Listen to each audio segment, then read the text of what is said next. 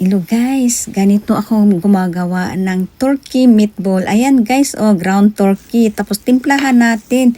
Lagyan natin garlic powder, black pepper, chopped na onion, tapos chicken powder. Basta guys, timplahan natin para masarap. Ayan, garlic powder. Kaya guys, tapos ayan na, ihalo na natin. Tapos ipoform na natin ng bowl.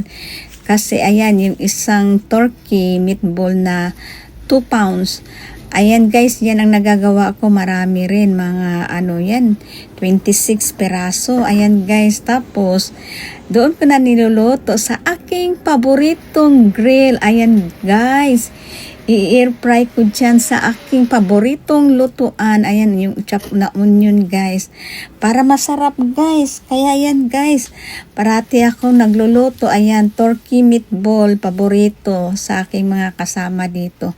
Kaya walang ginagawa. Puro si kusina girl, luto. Ayan guys. Kaya ayan guys, mahilig tayong kumain ng masarap. Magluto tayo. Okay guys, thank you for watching.